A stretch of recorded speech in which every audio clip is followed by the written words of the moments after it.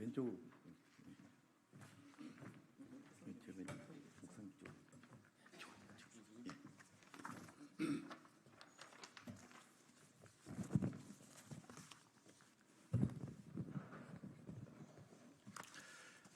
11시 20분 기자회견 시작하도록 하겠습니다. 안녕하십니까. 저는 대한민국을 더욱 정의롭고 민주적인 사회로 만들기 위해서 검찰 사법개혁 분야에 앞장서고 있는 시민단체 사법정의 바로세우기 시민행동 상임대표 김한매입니다. 금일 윤석열 대통령에 대한 직권남용 및 공직선거법 위반 혐의, 국가계약법 위반 혐의 공수처 고발 기자회견을 이곳 국회 소통관에서 개최하게 되었습니다.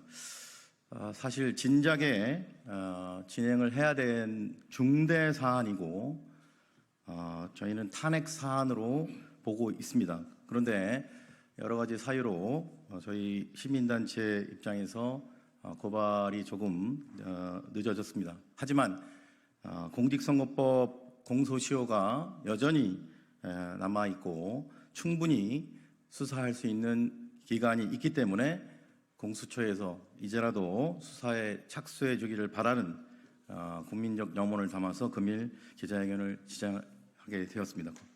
오늘 기자회견에 참석하신 참석자를 소개해드리면 또 저희 시민단체와 함께 또 검찰개혁에 누구보다도 앞장서고 계시는 더불어민주당 최고위원이신 장경태 의원님, 법사위원님 함께 하고 계십니다. 그리고 최근 많은 지금 언론에서 관심을 가지고 있는 김건희 여사 명품백, 디올백 수수 사건 등을 국민에게 적극적으로 알리고 있는 그 대가로 여러 가지 합법적인 탄압을 받고 계신 지금 현재 대한민국 탄압의 아이콘이 되신 최재형 목사님이 기타 현안과 관련돼서 함께 오늘 브리핑 주시기 위해서 함께 하고 계십니다.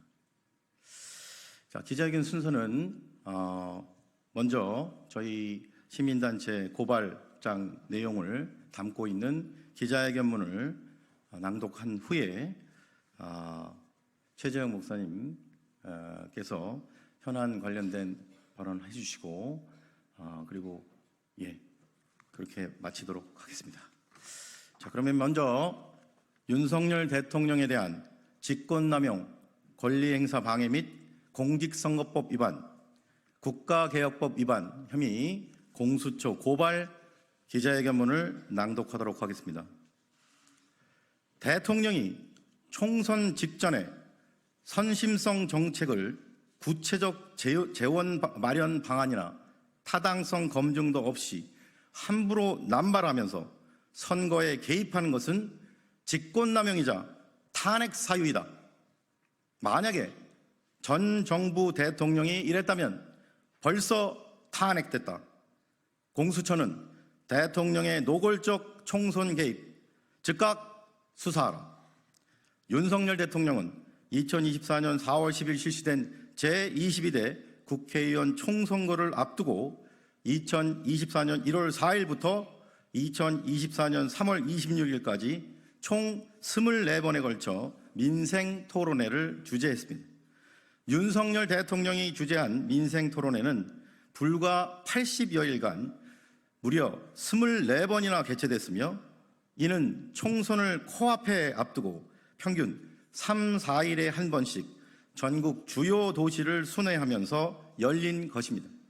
이 자리에서 윤석열 대통령은 민생토론회에 참석한 국민들과 언론이 주목하는 가운데 각 지역별로 특화된 다양한 선심성 정책을 발표했습니다.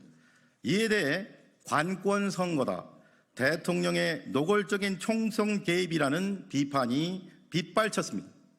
국민과 함께 민생을 토론한다는 명분을 댔지만 실상 24번의 토론회 모두 국민을 병풍 세워놓고 당장 솔깃한 지역개발 공약 등 총선형 선심 정책을 남발하는 자리였습니다.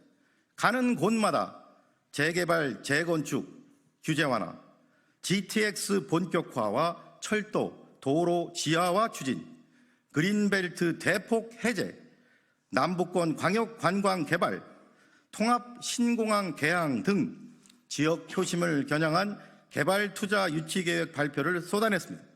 그러나 900조 원에 이르는 막대한 재원 마련 방안은 언급하지 않거나 두루뭉술을 넘어가는 등 대부분 뜬구름 잡는 식이었습니다. 가덕 신공항, 부산 북항 재개발 등 기존 사업 재탕 발표도 많았습니다. 일례로 내년부터 첨단 바이오 분야 연구개발 R&D 투자를 대폭 확대하고 2030년 바이오 생산 200조 원 시대를 열겠다고 말했지만 사실 사상 최대로 삭감한 올해 연구개발 예산을 어떻게 복구할지 등 구체적 방안은 없었습니다. 다음의 혐의로 피고발인 윤석열을 공수처에 고발합니다. 1. 직권남용 권리행사 방해의 점. 헌법과 법률이 부여한 대통령의 직무권한은 방대하고 막강합니다. 하지만 아무리 대통령이라 하더라도 대통령에게 그 막강한 직무권한을 부여한 국민에 의해 민주적 통제를 받아야 하고 헌법과 관련 법령에 따라 대통령의 직무권한은 함부로 남용되어서는 안 됩니다. 특히 대통령은 여당 당대표가 아니며 국정 최고 결정권자로서 여당 지지자뿐만이 아니라 국가와 전체 국민을 위해 선거 국면에서 정치적 중립을 지키면서 공직선거를 공정하고 엄정하게 관리해야 하는 막중한 책무가 있습니다. 그런데 피고발인 윤석열은 22대 총선을 불과 3개월여 앞두고 정치적으로 매우 민감한 시기인 총선 국면에서 여당 후보들에게 유리하도록 재원 마련 방안이나 타당성 검증 과정도 무시한 채 전국을 돌면서 선심성 정책 및 공약 발표를 남발하며 선거에 개입하는 등 대통령의 직무권한을 함부로 남용한 혐의가 있습니다. 대통령이 선거 국면에서 정치적 중립을 지키지 않는 것은 직권남용 범죄입니다.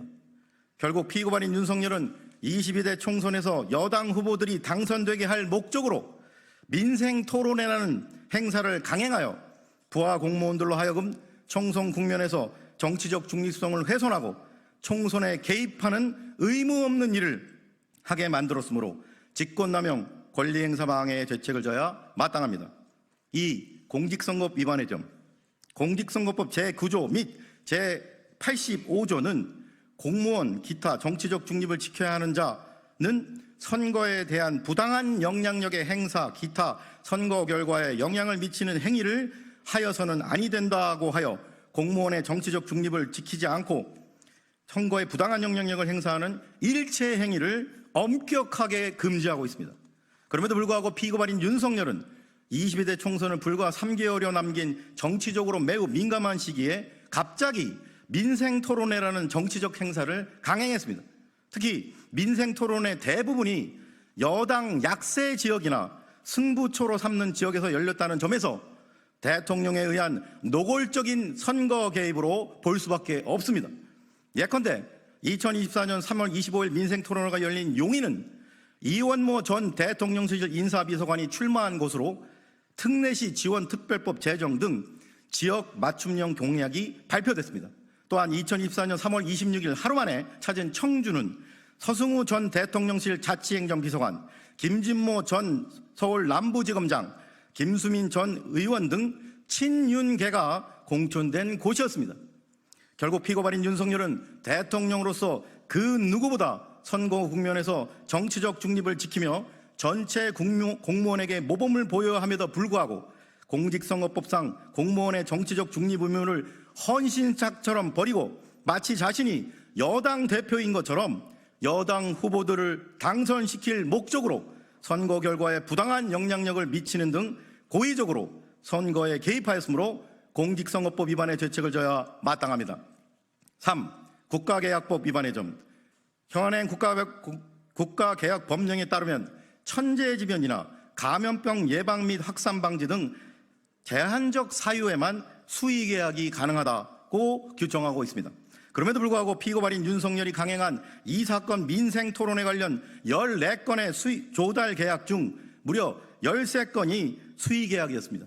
결국 피고발인 윤석열은 그 누구보다 국가개혁법을 준수해야 할 책무가 있는 국정 최고 결정권자인 대통령의 자리에서 국가를 대상으로 하는 계약임에도 불구하고 불법적인 수의계약을 남발하게 하였으므로 국가개혁법 위반의 죄책을 져야 마땅합니다.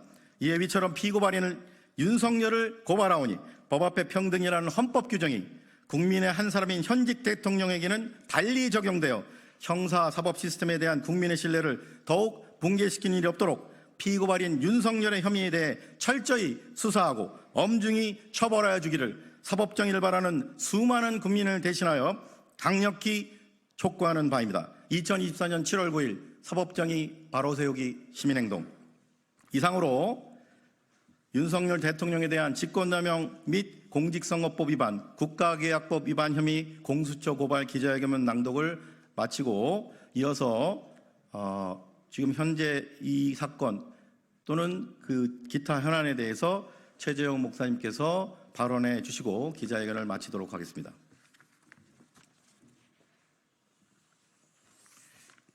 안녕하십니까. 최재형 목사입니다.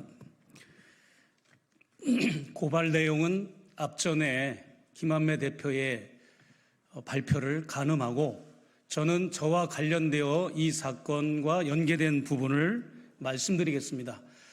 저는 디올백 수수 사건과 무관하게 지난 10년 동안 대한민국에 와서 남북 문제, 통일 문제 강연을 가장 많이 했던 강연자입니다. 그리고 총선 전이나 총선 기간에도 끊임없이 저는 남북 문제, 통일 문제 강연을 해왔고 특히 디올백 사건이 폭로된 이후에는 시국 강연이라고 하는 제목으로 명품백 수수 사건과 관련된 것도 같이 포함해서 강연을 하였습니다. 제가 전국을 다니면서 강연을 했음에도 불구하고 국힘당과 용산 대통령실은 하필이면 여주와 양평과 여주를 강연을 문제 삼아서 저를 고소하고 고발했습니다. 너무나 어이가 없는 것은 이 모든 고소 고발의 실체를 들여다보면 디올백 명품 수수 사건 본질을 벗어나서 물타기 위해서 저를 다른 데로 엮으려고 하는 그런 공작이 작동됐다고 하는 것을 제가 발견돼서 여러분에게 이 사건을 공유해드리고자 이 자리에 섰습니다. 특별히 이 양평이라고 하는 것은 제가 태어난 고향이고 제가 초등학교, 중학교, 고등학교를 다닌 곳입니다. 그리고 김건희 여사의 모친과 부친도 양평에서 태어나셨고 김건희 여사도 양평 읍내에서 태어났습니다. 그럼에도 불구하고 김건희 여사는 대통령의 배우자로서 양평 지역에 길이 남을 업적을 남기는 것이 아니라 가장 수치스러운 고속도로 변경 모의를 당선자 신분 시절에 했다는 그 사실에 저는 매우 분노해서 강연 시간에 그 청중들을 대상으로 여러분들이야말로 지역의 거주민들이고 여기 토호 세력들이니까 이 사실을 명명백백하게 밝혀주십시오라고 당부를 했는데 그 당부의 내용을 공직선거법 위반으로 저를 고소를 한 것입니다. 그리고 그뿐이 아니라 제가 양평과 여주와 양평 두 곳을 각각 다른 날짜, 다른 장소에서 강연을 했는데 그 강연 장소를 얻기 위해서 계약한 계약자, 그리고 제 강연의 사회를 본 사람, 참석자들, 이런 분들을 이잡듯이 뒤져서 조리돌림하듯이 모두가 소환 조사를 하고 찾아가서 조사를 하고 심지어는 강연 장소, 주최 장소를 압수수색을 하는 만행까지 저질렀습니다. 여러분, 그리고 양평군청 앞에서 287일 동안 농성했던 그런 여현정 의원이나 많은 수고한 그 일꾼들, 정의로운 일을 위해서 앞장섰던 분들을 포함해서 이런 관계자들을 탄압했다고 하는 것은 총선의 민의를 정면으로 거부하고 무시한 처사라고 저는 생각을 해서 매우 분노하고 있습니다. 튀르키예 속담에 광대가 권력을 잡아서 궁궐에 들어간다면 궁궐은 서커스장으로 바뀔 뿐이다 라고 하는 속담이 있습니다. 지금 윤석열, 김건희 윤석열 정부는 당선자 신분 시절부터 지금까지 2년 동안 헤아릴 수 없는 탄핵 사유와 범죄 혐의를 지금 국민들 앞에 보여주고 있는데, 이런 명백한 탄핵 사유들을 이제 22대 국회에서 더불어민주당을 비롯한 야권에서 하나하나씩 잘 처리하리라 저는 믿습니다. 그러나 가장 중요한 것, 대통령의 선거법 위반, 대통령의 중립 위반, 그리고 대통령이 총선을 통해서 관권 개입을 주도했다고 하는 사실은 청문회가 됐든 특검이 됐든 국정조사가 됐든 어떤 명목의 형태로라도 이것은 반드시 단죄받아야 합니다. 국민들이 총선에서 여루당을 압도적으로 지지해 줄 것을 기대합니다. 대통령이 뭘 잘해서 열린우리당이 표를 얻을 수만 있다면 합법적인 모든 것을 다 하고 싶습니다 라고 하는 노무현 대통령의 발언, 이 발언 때문에 노무현 대통령은 탄핵 소추 심판을 받았고 선거 중립 의무 위반을 하였다는 논란 때문에 곤혹을 치렀습니다. 거기에 비하면 지금 윤석열 대통령은 앞서 고발인이 발표한 것처럼 엄청난 민생 토론회라고 하는 명목으로 공약을 남발하고 수백조 원의 이런 돈을 풀겠다고 하는 공약을 남발하는 등 정말로 말할 수 없는 범죄 행각을 벌였습니다. 이 모든 것을 저는 여러분과 함께 다시금 상기시키고자 이 자리에 섰습니다. 감사합니다. 네. 정해진 시간이 거의 다 되었으므로 이상으로 기자회견 마치고요. 추가적인 질문이 혹시 있으시면 백브리핑 룸에서 추가적으로 최재형 목사님과 함께 진행하도록 하겠습니다. 네. 이상으로 기자회견 마치도록 하겠습니다. 감사합니다.